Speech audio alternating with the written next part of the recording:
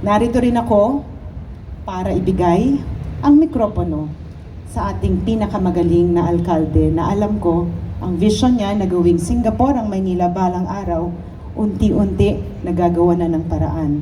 Na kahit ano pa man ang kanyang ininda, pagpasok dito, nakita natin na kahit paano hindi natin naramdaman ang hirap. Kaya ibibigay ko na po ang mikropono sa para sa akin, pinakamagaling na alkalde ng buong Pilipinas, ang ating nag-iisa, si Yorme Isko Moreno Dumagoso.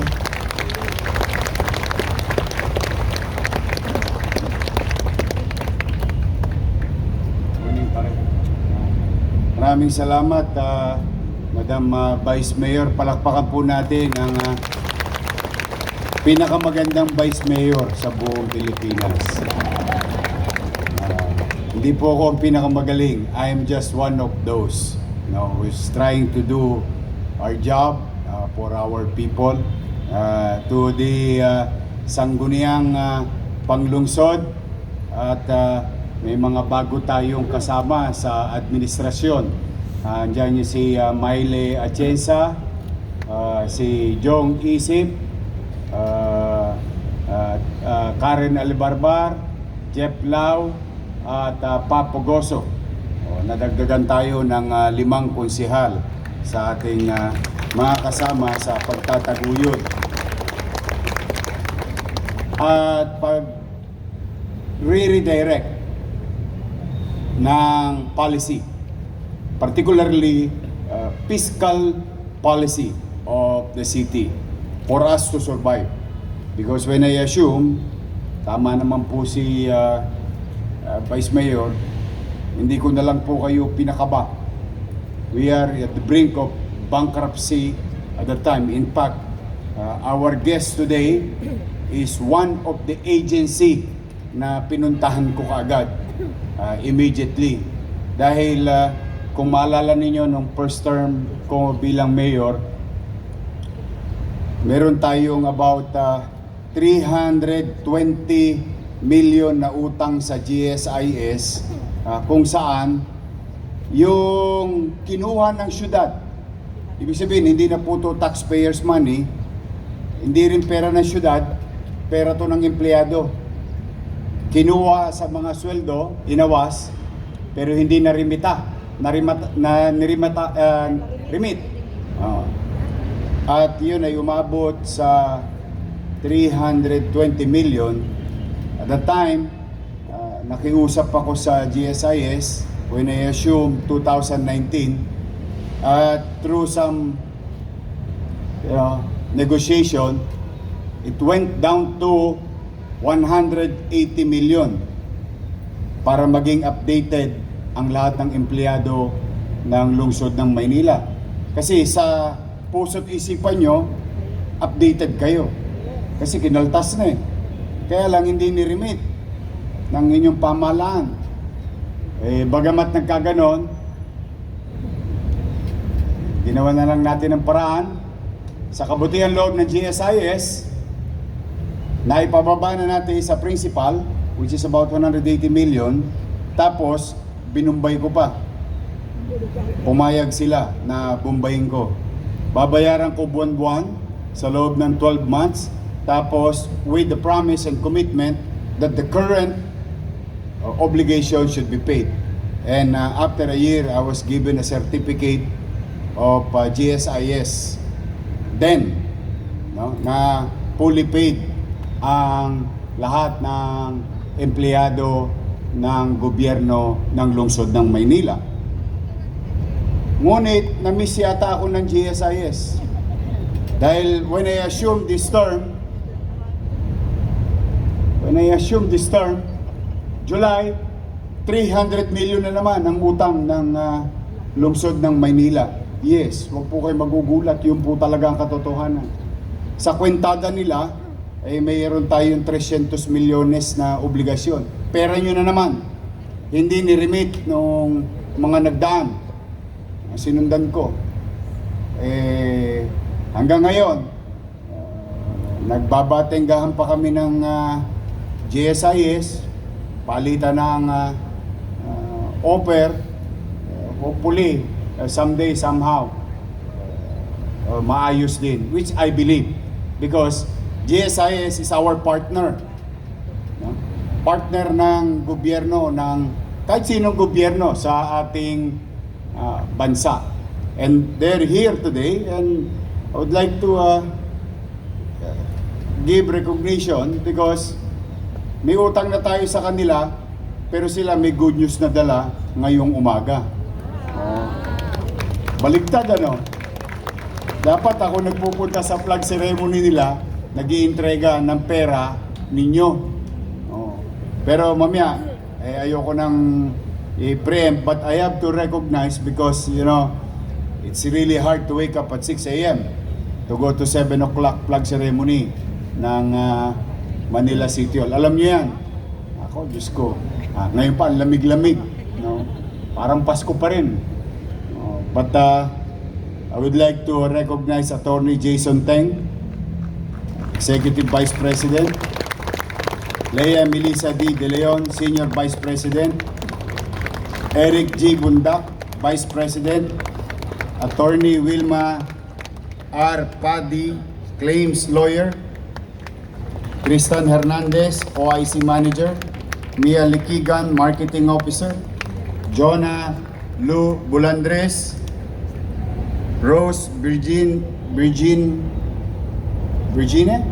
Fe, Abayan, Rose, wala ko nang magpalit, Rose, Abayan, BP Mark Sorillo, Joe, yan. Lakasan nyo, kasi pag-retire ninyo, yan ang opisina pupuntahan ninyo. Muli, welcome to Manila City Hall. Please extend our gratitude to our General Manager Jose Arnulfo Wick Biloso. Talaga pong hopefully cross finger mapagbigyan tayo. Kasi as you all know, sinabi kanina ni Vice Mayor at ng Konseho ng Maynila, marami ako nire-redirect na policy, and most of it is fiscal policy through the effort of your Chief Executive and your City Treasurer Paul Bea and City Administrator Wardy Quintos. We may have a good redirection of obligation from Land Bank of the Philippines and Development Bank of the Philippines. We may sign a new agreement with them, not taking loans, but fiscal ease for the city, and it's been ongoing for the past so many months. Magkaganon man, ako nga sabi ko sa inyo, nagpapasalamat ako sa Diyos na nakatawid tayo ng 2025. Now we are going to face another year of challenging fiscal situation, but rest assured, pumanatag kayo. Kahit na tayo gipit na gipit, pipilitin kong iraos ang ating lungsod, partikular ang ating mamamayan, at siyempre, hindi naman tayo pwede maging magaling sa kapitbahay natin kung pabayaan naman tayo sa loob ng bahay natin. So I'll make sure that things are in right order, priorities, and programs. But for the meantime, I would like to thank the entire City Council for supporting our directions, policies, and visions. Thank you very much. Si Attorney Hans, yung pinakabatang sekretaryo ng Konseho ng Maynila, is my classmate in law school. I'm happy for him. He became lawyer. Marami sa mga kabats ko, puro lawyer na. Congratulations, Hans. Now, going back to you. Sabi nga, back to you. Good morning. Good morning. Napakahirap maglingkod at bahagi ng pamahalaan. Maglingkod sa taong bayan. Because, una, office politics. Pangalawa, hindi ka masyadong kursunada ng supervisor mo. Pangatlo, may problema ka sa buhay. Lahat siguro, normal na problema, no? Plus the fact that it's really hard. Kailangan mahalin mo ang paglilingkod sa bayan. Yung tsape, incidental lang at kailangan. Pero sa totoo, para magtagal ka at manatili ka with all the stress, is you love giving and doing public service. And hopefully, pagkayari at tiklop ng araw, meron ka namang mahita sa iyong pinagsikapan na paglilingkod through the years. And a few weeks ago, I think a few months ago, you heard it already, that a lot of people retired and did not get their retirement on time. Dami. Nag-release tayo din dito.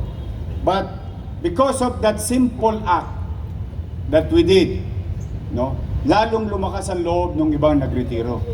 At in fact, marami sa kanila matagal na nagretiro. Siguro, I don't know the reason, but I'm pretty sure, sigurado ako, hindi na ibigay sa kanila yung marapat na sa kanila, na bagay na pinagtrabuhan nila katulad ninyo. Now, today, New Year, January, galing lang natin sa Tosgas. Tosgas na naman tayo. But because I made a commitment to each and every one of you. Remember last flag ceremony, anong sabi ko? I will give what is due to you. And thanks to Attorney Paul Bea and the entire Accounting and City Treasurer's Office for doing the paperwork. No? And today, I would like to announce, despite bagay may sweldo naman kayo sa Akisi. Naitabi ko na Paul, di ba Paul? May sweldo sa Akisi, Paul? Meron.